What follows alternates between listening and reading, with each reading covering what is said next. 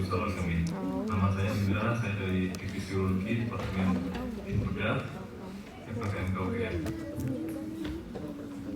Baik, saya kira LO-nya sudah ada di masing-masing catatan Anda. Sebagai pendahuluan, batu salon kami ini angka risiko seorang untuk terkena untuk seumur hidupnya adalah 10 hingga 15%, dengan toleransinya sekitar 50% dalam 5 tahun. Kemudian ini menjadi major cause of morbidity di seluruh dunia karena menimbulkan beberapa komplikasi seperti infeksi saluran kemih, kemudian gagal ginjal, dan juga keganasan yang mungkin terjadi akibat penyakit ini. Belum juga operasi yang dibutuhkan biayanya, kemudian juga seorang yang meninggalkan pekerjaan akibat sakit ini tentu menjadi cost yang harus kita perhitungkan. Untuk global trendnya sendiri meningkat dengan peningkatan sindrom metabolik, obesity, kemudian juga diet western. Kemudian di Indonesia sendiri merupakan penyakit yang cukup sering di rumah sakit tersier.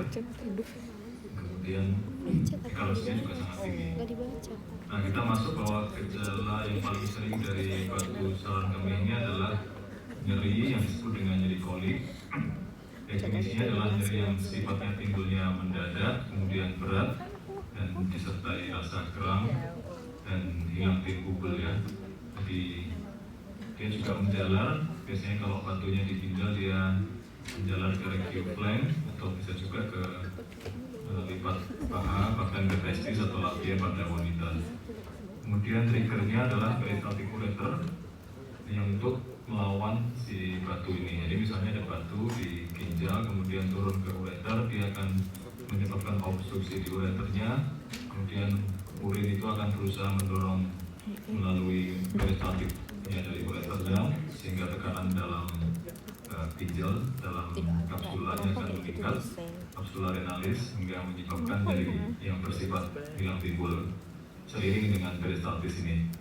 Kemudian durasinya biasanya episodik dan kemudian tidak menghilang dengan posisi tertentu ataupun dengan istirahat.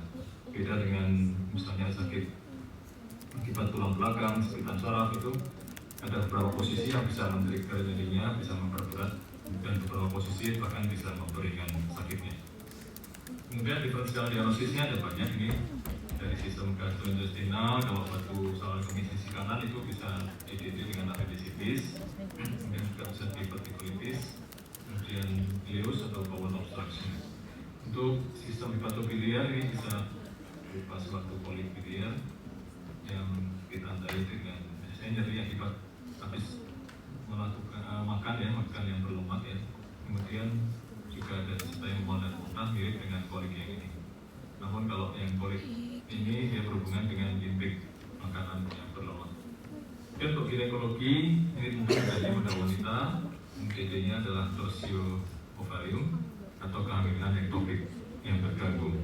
Kemudian vitreovaskuler itu bisa suatu ruptur aneurysma aorta abdominalis, dan pada fungsi renal sendiri ada beberapa penyakit seperti pielonefritis atau papillary necrosis yang bisa menjadi DD dari kolik akibat batu saluran kemih ini. Yang etiologinya bentuknya batu, jadi bentuknya batu ini adalah melalui beberapa mekanisme. Yang pertama adalah supersaturasi, yaitu suatu komponen atau molekul dalam urin yang mengalami hipersaturasi akibat bisa karena intake atau diet yang terlalu tinggi, misalnya tinggi kalsium atau tinggi oksalat atau tinggi asam urat, ini maka tentu akan ekspresi dalam urin akan meningkat sehingga kadarnya akan mengalami supersaturasi. Dan bisa juga terjadi akibat seseorang yang kurang intake cairan sehingga kadarnya juga akan meningkat walaupun intake-nya mungkin tetap. Kemudian setelah itu akan terjadi nukleasi, jadi antara molekul tadi asal yang bertemu, bisa kalsium bertemu dengan sesama kalsium, bisa dengan oksalat, bisa dengan magnesium ya, dengan fosfat ya. Jadi molekul-molekul tersebut akan bertemu membentuk inti yang akhirnya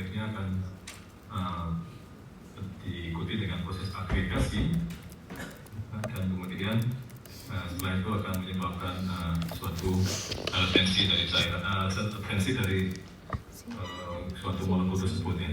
Kemudian ketika kadarnya itu mengalami kenaikan ya di antara suatu kadar yang disebut dengan solubility dan formation product, maka disebut dengan urin yang bersifat metastabil. Kemudian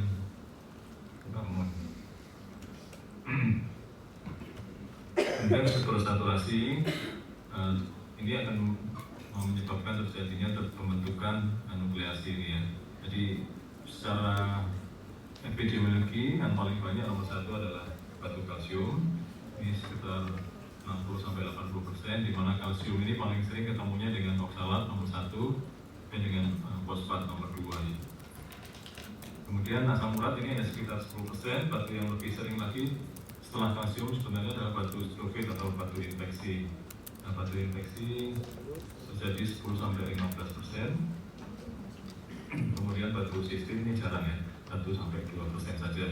Faktor resikonya tadi sudah kita singgung di depan, itu suatu metabolik yang kelainan metabolik seperti hiperkalsiuria atau GOT atau hiperurikosuria ya.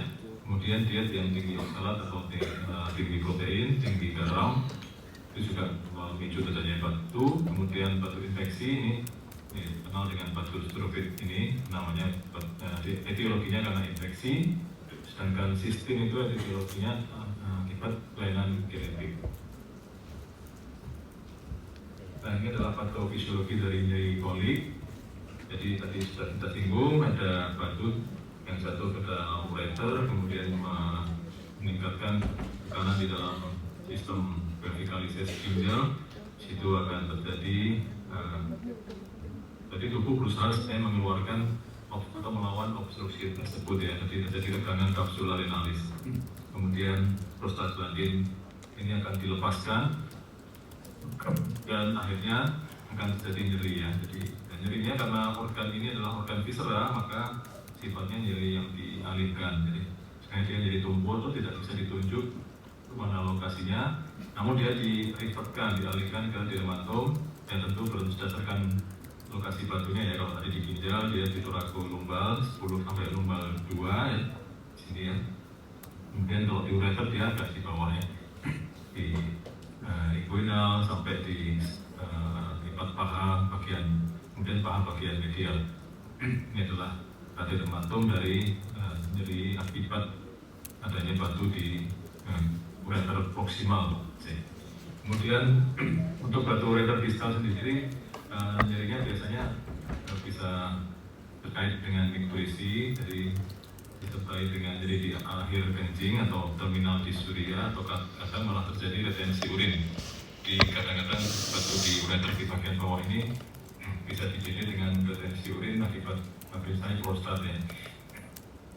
Kemudian pemeriksaan atau evaluasi laboratorium, yang pertama yang harus dilakukan adalah urinalisis. Di sini hasilnya 85% dari hematuria. Kemudian kristal ini kalau kristal ini tidak terlalu spesifik ya, jadi tidak kita jadikan patokan utama. Dan kemudian urin ini yang kita lihat lagi adalah misalnya adanya pH ya. Jadi pH urin yang bisa rendah ya, 4,5 atau 5 atau 5,5, ini menandakan bahwa suasana asam biasanya batunya adalah batu asam berat. Sedangkan kalau batu itu jenis infeksi biasanya pH-nya akan sekitar 7,5 hingga 8 atau basa. Kemudian urin kultur dilakukan untuk mendeteksi infeksi, terutama batu-batu infeksi atau strofit tadi. Kemudian tes darah atau serum, ini fungsi ginjal diwakili dengan kreatinin. Kemudian asam urat untuk melihat etiologi, kalsium juga, kemudian elektrolit dan paratiroid hormon apabila batu tersebut bersifat recurrent. Kemudian urin tampung 24 jam juga dilakukan apabila batunya adalah batu yang berulang. Untuk modalitas imaging tadi mungkin sudah sangat dibahas sangat panjang lebar oleh Dr. Ghazali. Di sini sebenarnya imaging modality yang sebenarnya untuk primary itu adalah pemeriksaan OSG. di USG untuk melihat dulu anatomi ginjalnya, kemudian di maksimal ureternya, kemudian di kandung kemihnya apakah ada batu ya. Nah, baru kemudian kalau ada kecurigaan kita lanjutkan dengan misalnya non kontras CT scan yang merupakan gold standar untuk diagnosis batu anatomi karena sensitivitasnya sangat tinggi dan juga bisa melihat beberapa organ sekitarnya, menilai kekerasan batu di konstitusi ini untuk memprediksi komposisi batu ya. Misalnya AU-nya 1000 atau 1200 itu berarti batu tersebut keras, biasanya komposisinya adalah suatu kalsium oksalat yang monohidrat. Sedangkan apabila AU-nya cuma 500 atau 400, ini kemungkinan batunya adalah suatu batu asam urat. Dan kalau dia di antara dua keras dan lunak itu tadi, misalnya 700 atau 800 AU-nya, itu biasanya batu infeksi atau strofit tadi. Jadi berdasarkan pemeriksaan CT scan ini kita bisa menilai kekerasan batu untuk memprediksi komposisinya. Untuk tadi ultrasound ini sudah kita bahas, ini nomor 1 dulu, primary imaging modality, baru untuk gold standard to define the diagnosis kita pakai NCCT. Kemudian untuk AP ini sudah banyak ditinggalkan ya, tapi ini kalau pilihannya dia bisa menilai follow up-nya. Misalnya ini ada bayangan batu opak yang berupa batu ini batu ginjal yang disebut dengan complete Staghorn. Staghorn itu tanduk rusa ya. Ini penuh di semua, di gelumnya ada, di kalisnya ada, di sekitar maupun mayornya penuh semua. Nah ini bisa, kemudian dia radiasinya tidak sebesar CT scan, sehingga kalau kita ulang lagi untuk follow up setelah tindakan itu apakah batunya masih ada sisa apakah itu lebih aman dibandingkan kita melakukan CT scan untuk follow up. Nah resiko radiasi ini tentu harus kita pertimbangkan pada pasien-pasien kita. Imagingnya sekarang ada 2 NCT, ada low dose CT untuk pasien-pasien yang masih remaja ya, untuk menghindari paparan radiasi terhadap misalnya kalau pada wanita di ovarinya ya, supaya tidak ada paparan radiasi pada anak muda, biasanya kita berikan teknik ultra low dose CT scan. Kemudian untuk biochemical aspeknya ada kalsium oksalat tadi, ini penyebabnya paling sering adalah hiperkalsiuria atau hipositaturia atau hiperoksaluria. Sedangkan batu asam urat ini terjadi pada pH urin di bawah 5,5, kalau di atas itu dia akan larut. Kemudian strofit karena infeksi akibat batu yang disebut dengan urea splitter organism atau urea bakteri pemecah urea ya, yang kemudian menghasilkan mempunyai enzim urease. Ini contohnya Proteus, Klebsiella, ya ini Pseudomonas ini adalah jenis disebut dengan urease producing bacteria yang dimana dia akan menyebabkan atau menjadi etiologi terbentuknya batu strofit. Untuk batu sistin ini ada akibat sistinuria, kemudian kita sampai pada prinsip-prinsip manajemen. Nah, karena ini pasien datang dengan nyeri, kolik itu adalah nyeri, atau laksana adalah painkiller atau pain relief. Obat yang dipakai sebagai proses adalah NSAID, sedangkan opioid ini biasanya hanya dipakai apabila nyeri itu tidak tertangani dengan NSAID. Kemudian hydration, ini pasien harus ditangani, kadang-kadang terjadi dehidrasi karena pasien muntah-muntah akibat kolik ini, dia jadi hebat akan terjadi diikuti dengan muntah. Jadi biasanya ada terjadi simpatis ya, kalau simpatis tinggi dia membuat gastroparesis sehingga isi lambung itu tidak bisa lewat dan akhirnya refleks dan muntah ya pasiennya. Kemudian avoid overhydration, terutama pada pasien yang batunya kanan kiri karena dia nggak bisa keluar ya air yang kita berikan pada pasien. Antiemetik apabila ada muntah hebat, kemudian observasi versus active treatment tergantung dari ukuran batu, gejala dan juga komplikasi apa yang sudah terjadi. Ini adalah surgical option yang ada. Nomor 1 yang paling non-invasif adalah ESWL atau extracorporeal shockwave lithotripsy. Ini normally kita pakai untuk batu yang ukurannya di bawah 10 mm, baik di ginjal maupun di ureter. Ini diberikan gelombang kejut, jadi batunya ditembak dengan suatu gelombang kejut, di mana gelombang tersebut akan mengubah batu tersebut menjadi fragmen kecil yang didorong oleh urin ke keluar. Kemudian ada prosedur yang minimal invasif. Kalau ini minimal invasif, yang ini minimal invasif, artinya kita nggak membuat sayatan, tapi kita menggunakan lubang yang ada, lubang telur kencing yang WA, termasuk ke alat, masuk ke dalam kandung benih, masuk ke dalam ureter.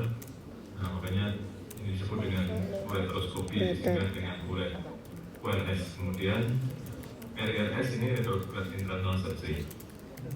Ini dikhususkan untuk batu-batu yang ukurannya sebenarnya cukup besar ya, kalau tapi tidak sampai 2 cm ya, jadi 10 sampai 20 mm itu yang ideal. Bagaimana dengan batu yang besar yang kayak tadi di gambar tadi ya, kayak tanduk rusa? Nah, ini gold standarnya adalah yang disebut dengan percutaneous nephrolithotripsy. Sedangkan ECS ini endoscopy combined intrarenal surgery, intinya mengkombinasi retrograde dan undergrade surgery. Biasanya batu yang kompleks. Jadi maaf, kembali ke farmakoterapi. Di sini NSAID yang paling banyak dipakai adalah jenis-jenis diclofenac atau ketorolac. Ini adalah satu anti prostaglandin yang kita sudah tahu. Kemudian opioid dipakai hanya bila dia tidak bisa hilang dengan NSAID. Hati-hati pada penggunaan NSAID ini pada pasien dengan gangguan fungsi ginjal ya. Jadi jangan lupa untuk ngecek ya kadar ureum creatinine dalam serum. Kalau ternyata tinggi, nah kita sebaiknya tidak memakai golongan NSAID ini, karena dia akan menurunkan atau menyebabkan vasokonstriksi pada aferen yang glomerulus lulus ya. Jadi arterial aferen ini akan kontraksi sehingga menurunkan GFR-nya, glomerulation filtration rate-nya.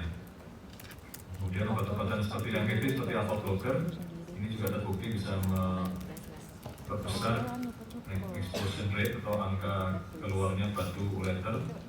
Sedangkan untuk prevention kita bisa menggunakan potasium citrat dan thiazid ya, seperti albuminol untuk mengurangi rekarasi dari batu asam urat ya.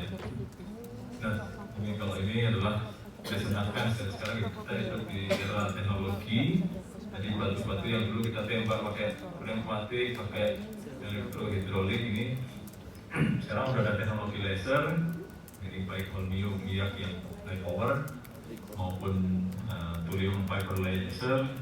Ini percepat proses ablasi batu. Jadi batu-batu yang dulu keras yang tidak bisa kita pecah dengan mudah ya, butuh berjam-jam. Nah, thulium fiber laser ini mempercepat proses casting namanya, jadi mengubah batu itu menjadi debu.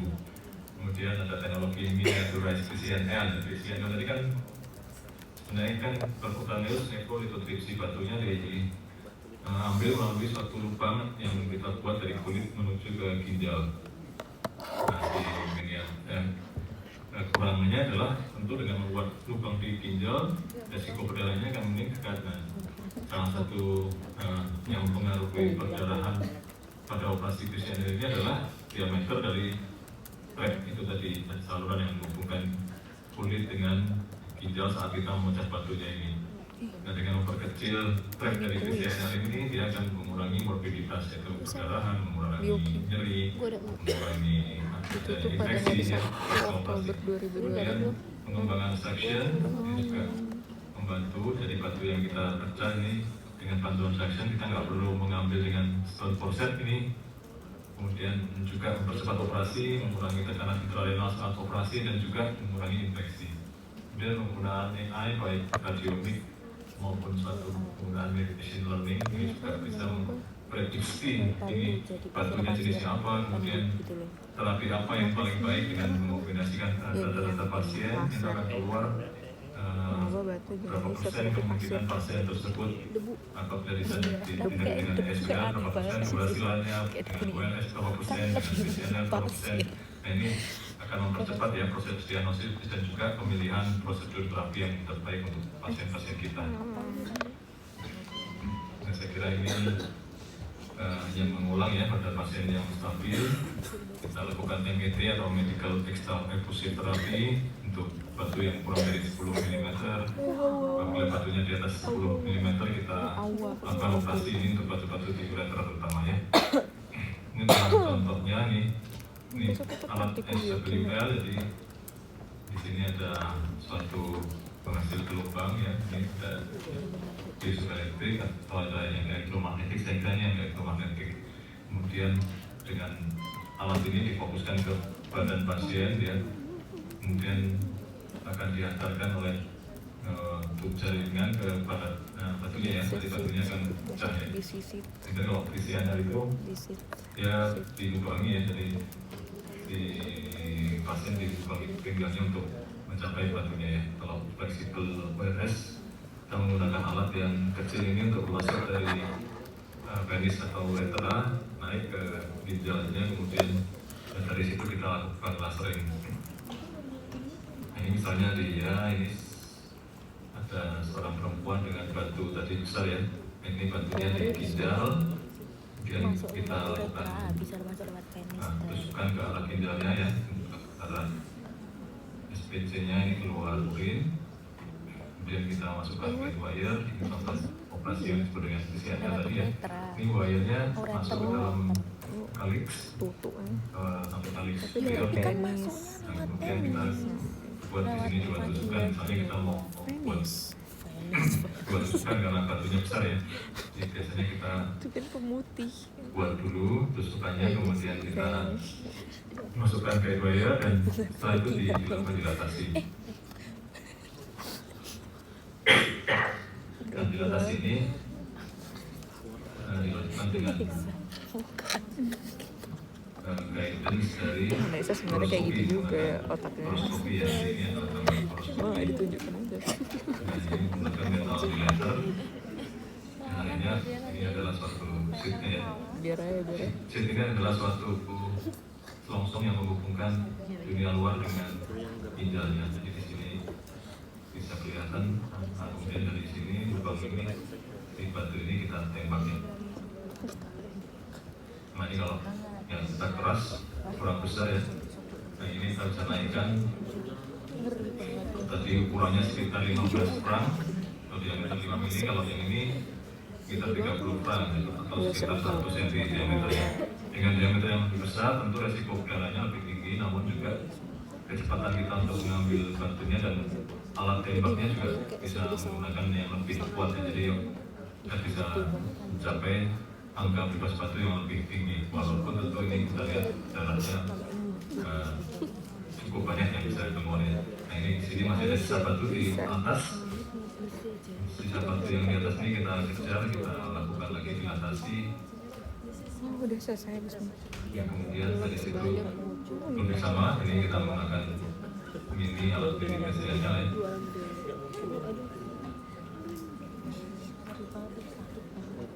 Nah, dari sini kita bersihkan batu yang di poros perial ini.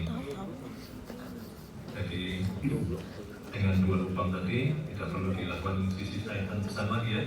Kalau zaman dulu kan harus dibelek, jadi kalau sekarang kita butuh 1 cm, setengah cm aja. Tentu ini akan mempercepat recovery dari pasien dan tentu tidak ada scar yang panjang ya. Nah, kemudian untuk area S di sini. Nah, jadi ini sama, kalau ini kan kombinasi ini 2 operator, ini 1 orang dari bawah, ada batunya pakai laser, ini holmium laser. Contohnya ini masih generasi master yang agak lama ini, kita belum jam 11 malam. Saya sendiri lebih baru ya. Jadi sekarang teknologi laser batu ditembak itu batunya tidak bergoyang ya. Jadi retropulsive efeknya sudah sangat minimal, jadi mengurangi meningkatkan akurasi dari kita ya, tembakannya ya.